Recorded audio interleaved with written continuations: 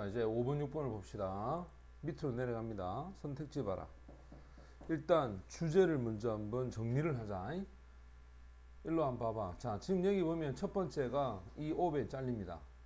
과학의 teaching aid는 가르치는 도움을 주는 도구와 활동.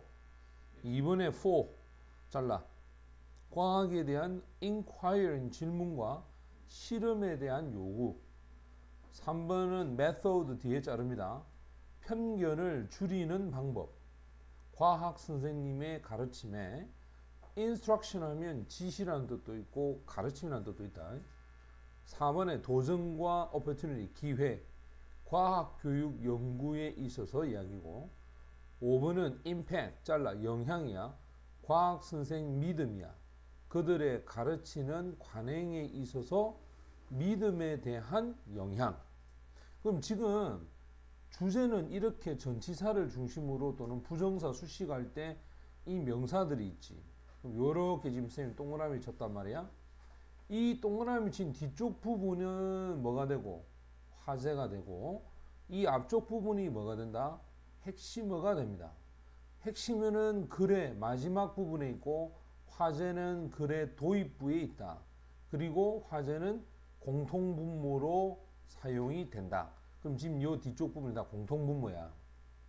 그 다음 6번 같은 경우에는 however 이건 분명히 대조가 되겠지. similar 하면 이건 비슷하게로 했으니까 이 비교가 되고, in addition은 첨가가 될 것이고, in contrast 이것도 역시 대조가 됩니다. for example 이거는 당연히 예시를 들 거 아니야. 이렇게 정리를 하고 나서 읽어보면 공통된 이야기는 전부 과학과 과학 선생님에 대한 얘기야. 맞나? 봐라. 과학 가르침, 과학 선생님, 과학 교육, 과학 선생님.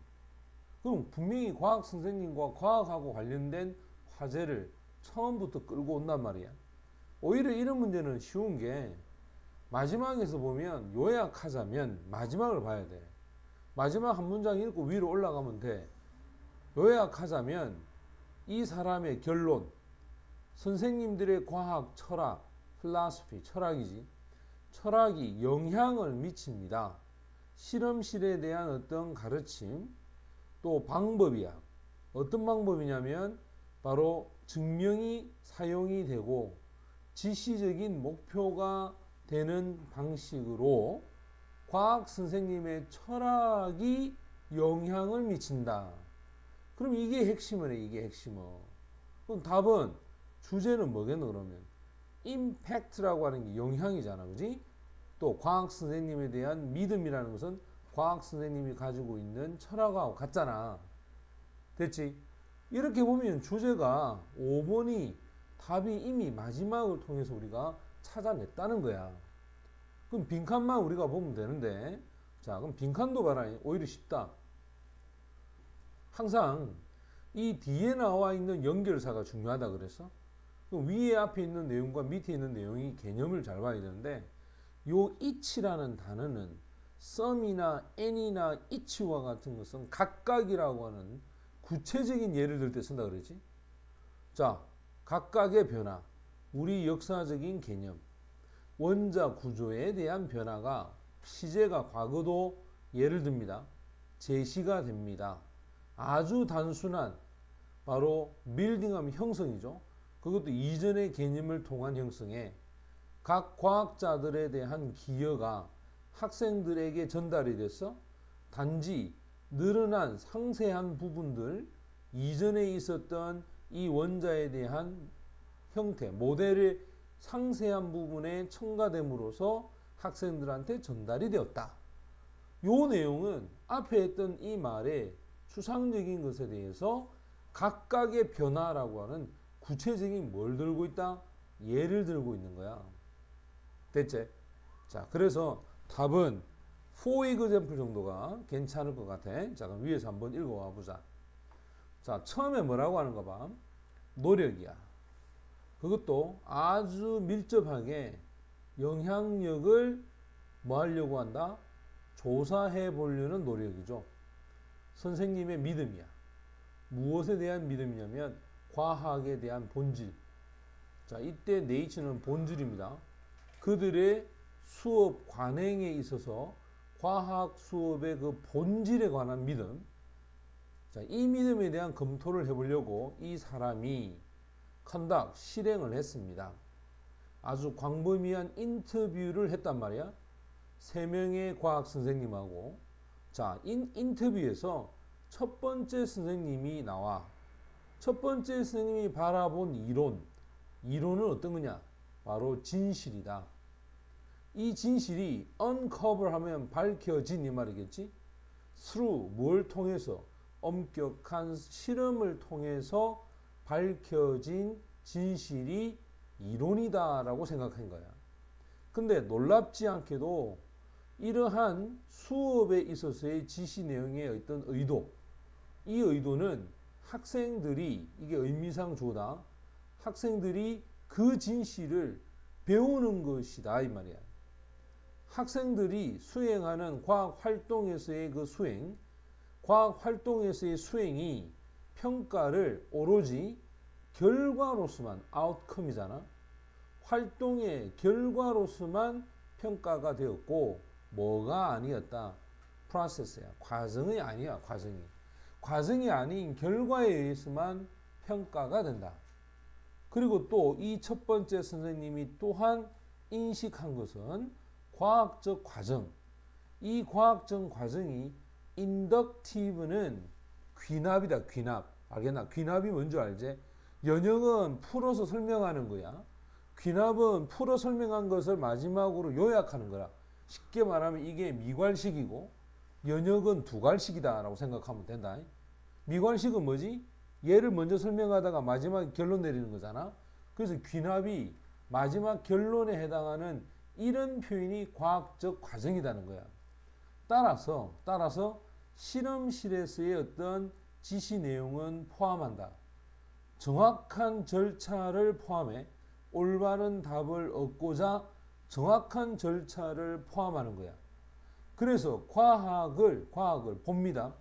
축적이죠. 지식의 축적으로 바라보고 있는, 이거 분사구문이지. 과학을 지식의 축적으로 바라보는 학생들, 이 학생들은 듣게 됩니다. 모든 실험이, 이 페이지에서 나온 모든 실험, 이 실험이 prove, 증명한다. 이 챕터의 나머지 부분을 전체를 다 증명한다. 그리고 각각 또 그들 중 모든 것 하나하나에 대한 부분들을 다 증명해 낸다 라고 첫 번째 선생님이 학생들한테 이야기를 하는 거야. 자, 그러면 이제 두 번째 선생님은 어떤 성향을 갖고 있냐?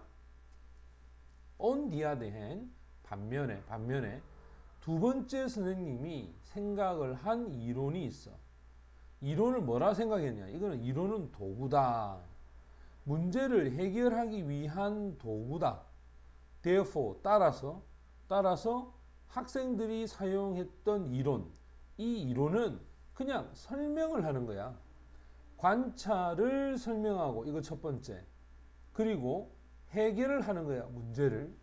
됐나? 이게 두 번째 선생님이 생각하는 이론이야. 자, 이제 세 번째 선생님은 봅니다. 과학을 뭐로 보느냐?